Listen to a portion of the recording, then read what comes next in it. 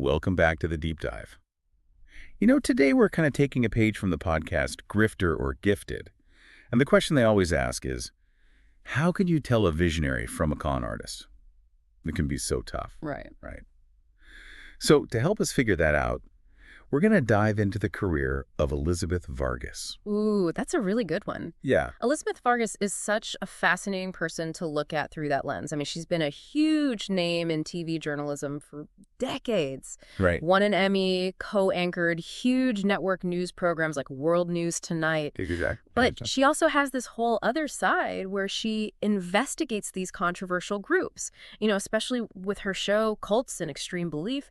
And then on top of all that, she's been super open about her own personal struggles. Yeah, it's like all those things together. Yeah. That make her story so interesting. Yeah. She's had all the success, she's gone deep into these really dark parts of society, and then she's shared her own vulnerabilities. So it really makes you wonder, is she driven by a search for truth? Is she just a media personality who knows how to capitalize on sensationalism? Right. Or is it somewhere in between? Yeah, that's the big question. So to figure out where she falls on that spectrum, I think we need to start at the beginning.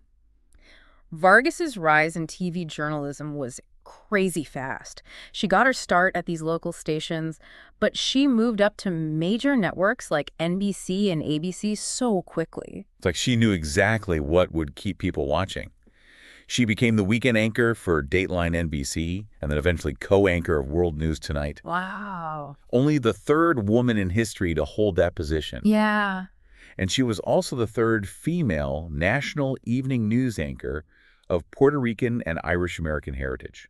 Huge accomplishments. Those are massive accomplishments. So was it pure talent, ambition, strategic career moves, or all of the above? It's got to be a mix, right? But what I find really interesting is that she didn't just stop there. She could just coasted in those high-profile roles, but she went on to create and host Cults and Extreme Belief. And that show goes headfirst into the world of fringe religious organizations and all the controversies that come with them. Yeah, and these aren't just some tiny unknown groups. She did episodes on NXIVM, remember them?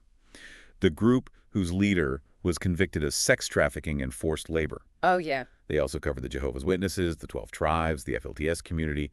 All of them have faced some pretty serious accusations. Absolutely. Those groups operate on the edges of society. A lot of secrecy, a lot of controversy. So you have to wonder, what was it about that world that drew Vargas in? Was it a genuine desire to expose potentially harmful practices? Or was there a part of her that was drawn to the sensationalism, to the possibility of higher ratings? Well, I mean, let's face it, those topics are just captivating. They make people curious. Right. They tap into this fascination we have with the unknown, with the taboo, with the extremes of human behavior. It's not hard to see why a show like Cults and Extreme Belief would be a hit. I completely agree. And that's exactly what makes Vargas's role so complex. On the one hand, her work could be raising awareness, encouraging people to think critically about these groups. She's giving former members a platform to share their stories and expose alleged abuses. That can be so powerful in holding powerful people and organizations accountable. But then there's the flip side. There's always the risk of making a spectacle of these groups and their members. Right. Potentially fueling negative stereotypes, maybe even hurting the individuals associated with them. So how do you find that balance? Yeah. How do you inform the public without exploiting vulnerable people or communities? It's a tough one. And it gets even trickier when you bring in Vargas's own personal experiences, which she's been really open about. Right. You're talking about her struggles with anxiety and alcoholism, the things she wrote about in her memoir, Between Breaths. Yeah, exactly. She's talked about those challenges very openly in interviews and public appearances. She's explained how they've affected her life and the choices she's made in her career. It was pretty rare for a news anchor, especially one as well known as her, to be so transparent back then. It's interesting. She's talked about feeling like she had to hide her anxiety and panic attacks from a really young age. She even had a full-blown panic attack on air once and said her instinct was just to hide it. Wow. She called it her shameful secret and talked about how she just powered through those anxieties. It makes you think was revealing all of that, those deeply personal struggles, a way to connect with viewers. Was it about breaking down the stigma around mental health and addiction? Or was there maybe a part of her that saw sharing such a personal story as a way to kind of strategize her image? It's a big question, right? Did those struggles give her life a new purpose? Or did she simply profit from sharing them? Is it authenticity or just really smart self-promotion? It's hard to know for sure, but it's definitely something we need to keep in mind as we look closer at her work. Okay, so we have this really intriguing combination. Ambition, a talent for telling captivating stories, a willingness to dive into controversial topics, and a personal story that so many people can relate to. So where do we go from here? How do we even begin to figure out whether she's using her platform for good or for personal gain?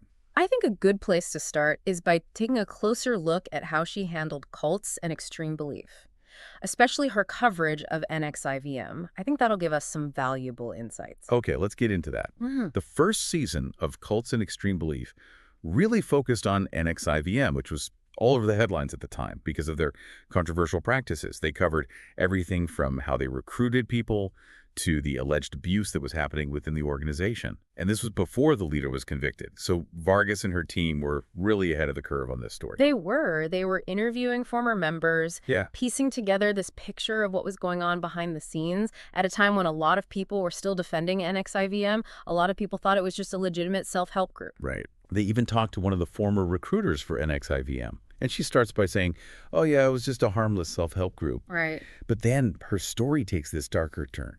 She starts revealing her own experiences with the alleged criminal activity that was going on within the group. Yeah, and that's where it gets really fascinating. Was Vargas simply reporting on this really captivating story, or was she actively helping to take down NXIVM? It's a great question. I mean, there's no doubt that her work gave former members a platform to share their stories.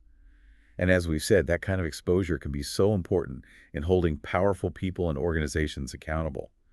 But how much credit can we really give Vargas for that? Was she actually a catalyst for change? Or was she just riding the wave of a story that was already gaining momentum? Yeah, that's something we'll need to keep thinking about as we go. But I think we can at least say that her coverage of NXIVM, at the very least, it helped to raise awareness about the potential dangers of these groups that present themselves as something they're not.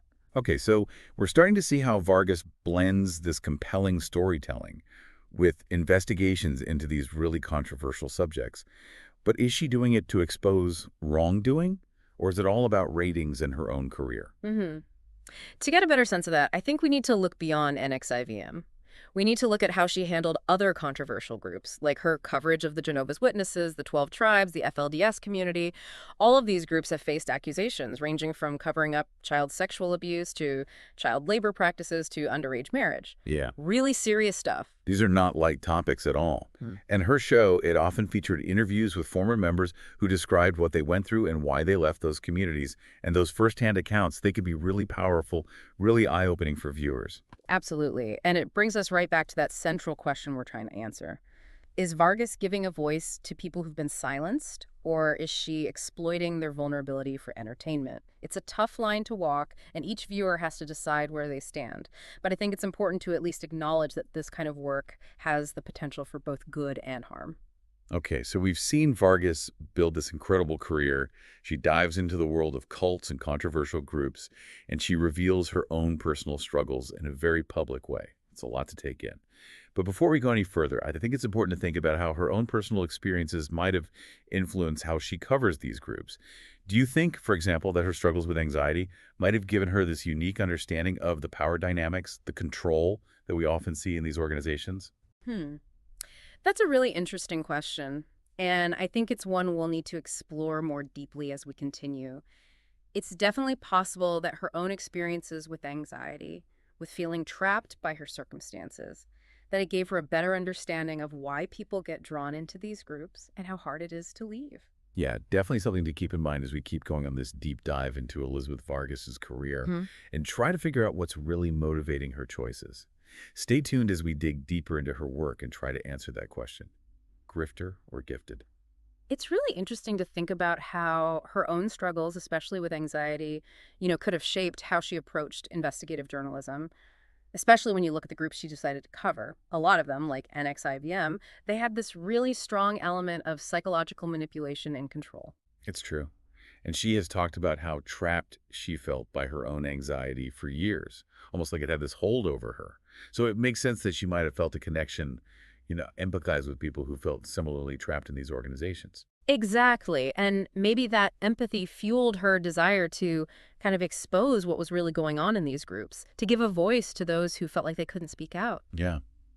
But on the other hand, even if she had good intentions, couldn't her approach have unintentionally exploited the very people she was trying to help. That's the question, isn't it? It's such a tricky balance.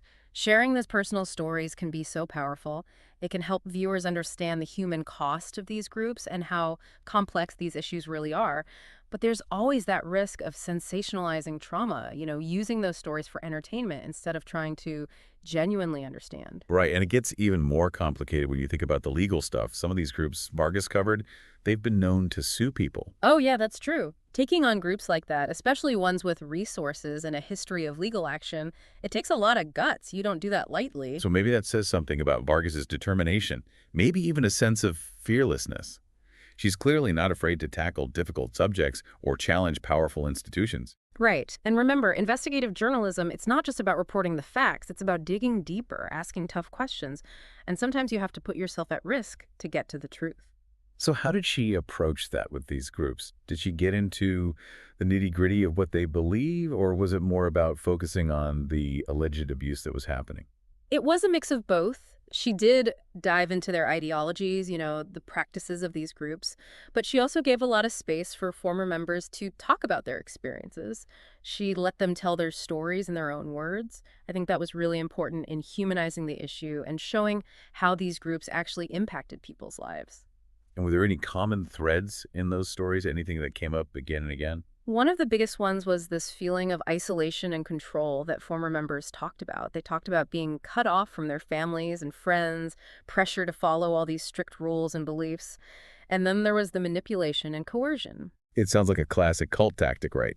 Create this closed-off system where the leader is all-powerful and no one is allowed to disagree. Exactly. And Vargas's show, it did a good job of showing how that actually plays out in real life. How people who seem totally normal can get sucked into these groups and how hard it is to break free. It's funny because Vargas herself has said that she felt trapped by her anxiety. Makes you wonder if she saw some kind of parallel between what she went through and the experiences of the people he was interviewing. It's definitely possible, and it might explain why she was drawn to these stories in the first place. Maybe she saw this as a way to use her platform to warn people about the dangers of these groups, to help others avoid falling into the same trap. But how can we be sure that was her real motivation? Couldn't it have just been about getting better ratings and boosting her career? Well, of course, that's always a possibility in TV. It's a business at the end of the day. But don't forget, Vargas had already achieved a lot in traditional news. She didn't need to take on these controversial subjects to get ahead. That's true. She could have easily just stuck with being a respected news anchor. So maybe there was something more driving her, a deeper sense of purpose, a personal connection to these issues. Yeah, it's worth thinking about, and I think the way she handled her own struggles might give us some clues. I mean, she was incredibly open about really personal stuff, her anxiety and alcoholism, even though those topics were pretty taboo back then, especially for someone in her position. Right. There's a bold move, for sure. Most public figures, especially in news, they tended to keep those kinds of things private. Exactly. So why was she so willing to be so vulnerable, in front of everyone? Was she trying to get people to feel sorry for her? Was it all about improving her image? Or did she genuinely want to help others by breaking down the stigma? It's hard to say for sure, but I do think her openness resonated with a lot of viewers. It Yeah. made her more relatable, more human. And it helped to make conversations about mental health and addiction more normal, which is so important in encouraging people to get help. Totally agree. And that brings us back to what we've been talking about. Grifter or gifted?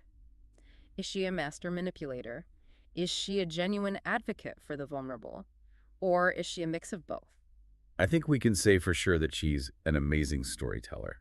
Whether her intentions are good or bad, she knows how to weave together a narrative that's going to keep people watching. Hmm. But what's she really trying to do with those stories? Is it about informing the public, raising awareness, or is there something more self-serving going on? I think to answer that, we need to look beyond the individual stories and think about the bigger picture. Did her investigations actually lead to any real changes in the world?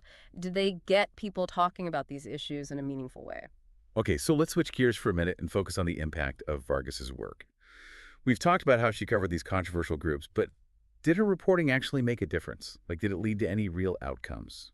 Well, it's tough to measure impact in these kinds of situations, but we can definitely look for signs that her work got people talking, raised awareness, or even motivated them to do something. For example, did her coverage of NXIVM contribute to the group eventually being taken down?